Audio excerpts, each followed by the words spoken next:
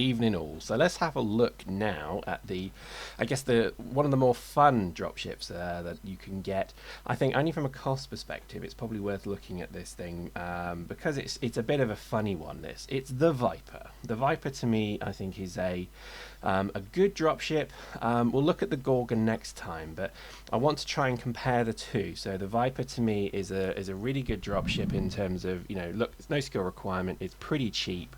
And it actually has got a pretty good function behind it. So let's look at this thing. Obviously you've got to buy one, go to the militia bit to buy it, and then when you go into your your fits, you will then see the VIPER here. So let's create a few fits with this VIPER. Now, as standard, it comes with basically a crappy shield booster, which isn't great.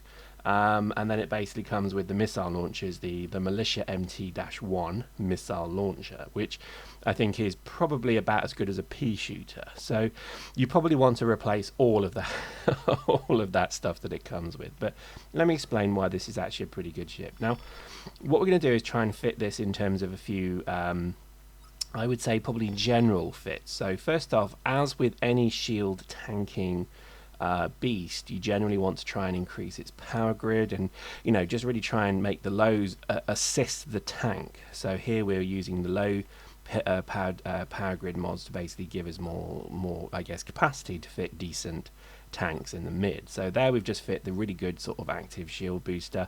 That was the converse one, and then we've got our 30% shield hardener, which is the surge shield reinforcer. And then the last thing I'm doing here is just looking to see what I can fit in terms of an extender, some form of hit point extender. So there's a number of these. Obviously you need to just kind of go through them, and again, I know I keep repeating myself, but make sure you buy one of every module, otherwise you can't do fitting like I'm doing here. You need at least one in your inventory, your assets, to be able to theory craft with them. So there we go. As a thought, not a bad kind of mid price range or low price range, blaster turreted, low level support dropship right there.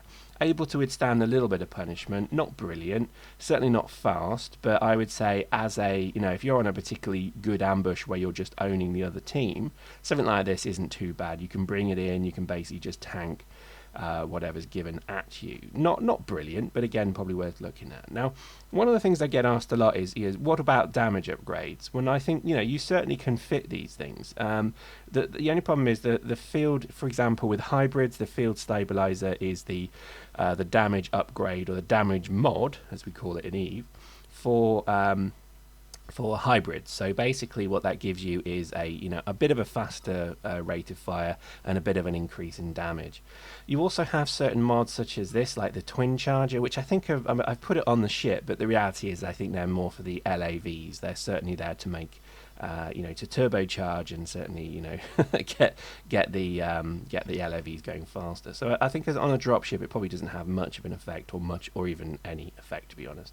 But what will is a nanofiber. So here I fit a nanofiber as a shield tanker. It doesn't matter that you lose some of your shield, but what you do gain is in this case 15% speed increase, which is maybe not too bad. I think you could certainly theory craft some of these fits to be really good.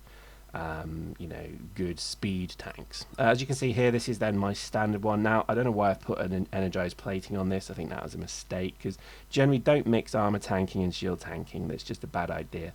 But in this case, we've used a bit of militia just to keep the cost down, and let's just swap that out. But here in this example, I've got an afterburner, so that's a pretty nice fit for me. Now I'm just going to get rid of these militia launchers as well, and I'm just going to fit the level 1 launcher, which has just got better grid.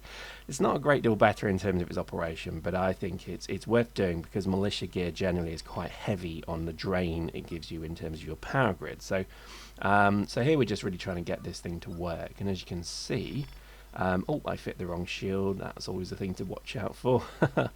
You need to fit light to dropships. So there we go.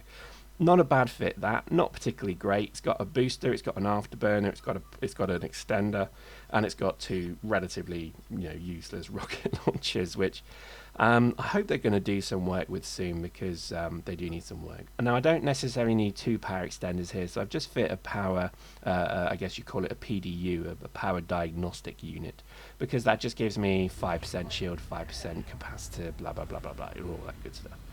So let's have a look at this beast in action. Now this is just some, arsing around play with the very ship you've just seen, and it's got an afterburner, so naturally you can do stuff like that. Now, I am amazed at how often I see dropships without an afterburner. Let me explain why you should fit one, and I know I've spoken about this before, but I think this is kind of a key point, is that dropships are the easiest thing to kill if you've got a forge gun. If anybody has done any of the kind of guides that I've shown so far, if there's one thing I can say that a lot of people seem to be doing, is that everybody now seems to have a forge gun militia fit. I know this because every time I get in a dropship, bar this reason, I actually get shot down within seconds. So I think it's certainly becoming more prevalent, let's say. Now, I think the thing to kind of bear in mind here is that, you generally want to be able to get out of dodge. Now, if people fire swarm launchers at you in a militia dropship, you're in trouble. If they fire swarm launchers at you with an afterburner, you're still in trouble, but, you're in less trouble. Because as long as you can kind of cycle your afterburner and you can just keep basically keeping away from the swarms, as you'll see in just a moment, then I think you're going to be in a better position to survive. Now, again, there are so many problems with dropships at the moment. For example, Tank Go Boom, props to this dude, he was trying to kill stuff with these turrets, and as you can see, we're just circling the base. A couple of our bros have actually landed their dropships. We actually did a dropship swarm, as you can see. And to be honest, we were just trying to kill anything, and it was just almost impossible to get any kills with this thing. For many reasons, and I think it's just because firstly there's a huge inaccuracy with the missile launchers now. They're a lot less accurate. I think also they don't do hardly any damage anymore. The splash damage is reduced, blah blah blah blah blah, and there's a lot of reasons why it's a bit of a shame. So hopefully that will get some love soon, because I would like to see dropships being used a lot more than they are now. Currently they don't really have much of a role, because what's the point of using a dropship to ferry troops in when, frankly, you can just run? You can call in an LAV. I think maybe they should do something with dropships, or if the maps expand in size, then all of a sudden they become viable. Do you know what I mean? So all we're doing here is basically just evading swarm launches and to be honest, cocking about, to be honest. But as you can see, we're trying to get kills, we're trying to, just get hitting stuff, and it's almost impossible. This thing is just, it's been turned into a not a particularly good weapon. So you could probably do low-level blaster drive-bys, things like that. I've seen that done quite well lately, and I think that's maybe something to consider. But as it stands currently, this dropship's more of a more of a plaything than a tool, let's say. But I think in terms of the the purpose of using dropships, I still really love the idea of them. I love the concept behind them. So let's hope they get a bit of love soon. I think with the Viper particularly, I think it's a tricky one, because I'll show you the Gorgon next. The Gorgon to me was a better, more viable dropship, because I think it just had a bit more resilience. Maybe I'm wrong, but I just felt that the armor tanking side of it just did seem quite good. And you'll see that as we kind of go through the footage in this. But again, look at this. How many shots has he fired, and we've not killed anything? And it's just because it's so difficult to get anything. And I think maybe, there we go, first thing we've killed. But again, that was only because I think literally an orbital hit as a shot went down, so a bit disappointing.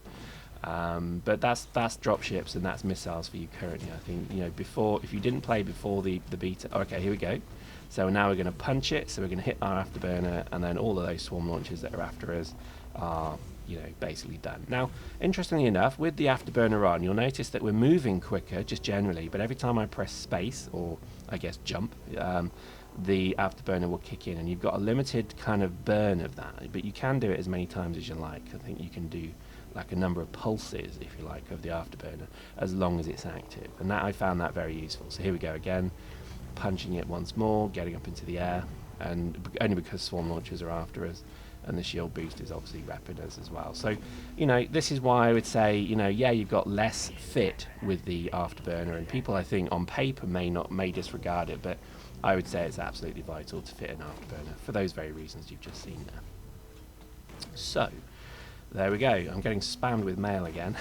Apologies if you send me mail in game, by the way. I'm trying to catch up at the moment with everything, and I think people have posted some really great comments, and thank you for them, because there's some really good knowledge out there, and I think it's awesome hearing what other people are doing, and Again, just an advertisement for the channel. Kicking Dust, come join. I'm not always in there because I do have a job and stuff, but I think it's awesome talking to you guys. Just when you've got some really good ideas, some really good video ideas are coming through that channel as well. So thank you for that. But yeah, generally this has been a look at the Viper. Hopefully that's been of interest. I think we'll certainly do the Gorgon next. But there we go. Hope you enjoyed that. See you next time.